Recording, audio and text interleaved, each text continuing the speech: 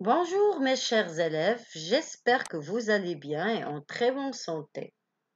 Bienvenue pour une nouvelle leçon sur le français facile avec Sama. Dans cette vidéo, Inch'Allah, on va commencer à étudier un roman d'aventure qui est plus connu, un roman qui est traduit en plusieurs langues mondiales, ce qu'on appelle Le Tour du monde en 80 jours. Un roman très sympa que vous allez aimer, vraiment que vous allez aimer ce roman d'aventure. Alors, dans cette vidéo précisément, on va étudier la biographie de l'écrivain. Comme vous savez, toujours lorsqu'on commence à étudier un roman, nous devons découvrir qui est l'écrivain et sa vie.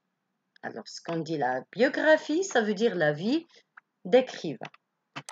Et je parle de ce monsieur, cet écrivain très connu, un écrivain français, un homme de théâtre.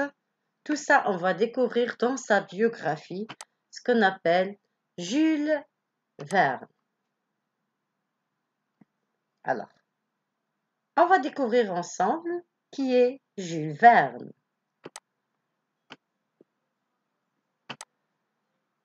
Voilà. Alors, Jules Verne, né le 8 février 1828 à Nantes, est mort le 24 mars 1905 à Amiens, est un écrivain français dont une grande partie de l'œuvre est consacrée à des romans d'aventure et d'anticipation. Comme j'ai dit au début, c'est l'homme d'aventure. Alors, c'est un écrivain qui est connu par ses romans d'aventure.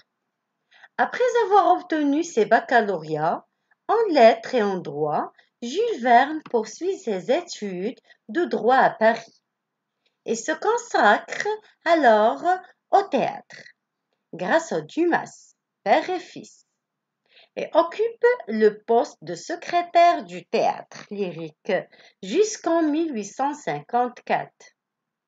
Où il fait représenter des pièces écrites en collaboration avec Michel Carré. Pour faire face à de nouvelles responsabilités familiales, il devient agent de change. Jules Verne rencontre alors Pierre-Jules Hetzel, un éditeur, et lui propose un manuscrit Voyage en l'air qui deviendra 5 semaines en ballon, marquant le début d'une longue collaboration. Je répète la lecture. On a encore la suite.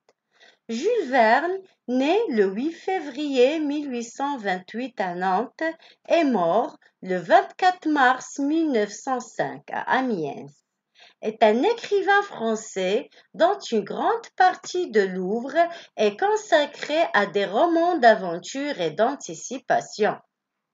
Après avoir obtenu ses baccalauréats en lettres et en droit, Jules Verne poursuit ses études de droit à Paris et se consacre alors au Verne, au théâtre, grâce au Dumas, père et fils, et occupe le poste de secrétaire du théâtre lyrique jusqu'en 1854, où il fait représenter des pièces écrites en collaboration avec Michel Carré. Pour faire face de nouvelles responsabilités familiales, il devient agent de change. Jules Verne rencontre alors Pierre-Jules Hetzel, un éditeur, et lui propose un manuscrit Voyage en l'air qui deviendra 5 semaines en ballon, marquant le début d'une longue collaboration. Jules Verne laisse derrière lui une œuvre riche d'une extraordinaire créativité. C'est l'un des premiers auteurs à mêler avec autant de succès science-fiction, aventure et fantastique. Son intérêt pour la science est le fait qu'il aborde dans ses romans des thèmes qui se concrétiseront dans le courant du XXe siècle. Voyage sur la Lune, sous-marin, etc. lui confère le statut de visionnaire. Ses romans seront fréquemment adaptés au cinéma. Leur récit à grand spectacle se prêtant parfaitement aux productions hollywoodiennes. Ces personnages sont des icônes de l'imaginaire populaire, tels Phileas Fogg, c'est le héros. Alors Phileas Fogg, c'est le héros de notre roman. Le capitaine Nemo ou Michel Strogoff. Les œuvres de Jules Verne sont traduites dans toutes les langues. Une véritable consécration. L'année 2005 fut déclarée année Jules Verne à l'occasion du centenaire de la mort de l'auteur. Et parmi ses œuvres les plus connues, celle qu'on va étudier, Le Tour du monde en 80 jours. Je répète, Jules Verne laisse derrière lui une œuvre riche d'une extraordinaire créativité. C'est l'un des premiers auteurs à mêler avec autant de succès science-fiction, aventure et fantastique. Son intérêt pour la science est le fait qu'il aborde dans ses romans des thèmes qui se concrétiseront dans le courant du XXe siècle. Voyage sur la Lune, sous-marin, etc. lui confère le statut de visionnaire. Ses romans seront fréquemment adaptés au cinéma.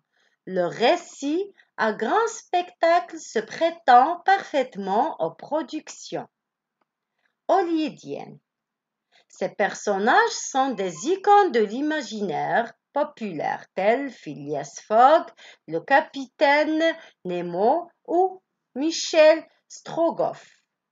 Les œuvres de Jules Verne sont traduites dans toutes les langues. Une véritable consécration. L'année 2005 fut déclarée année Jules Verne à l'occasion des centenaires de la mort de l'auteur.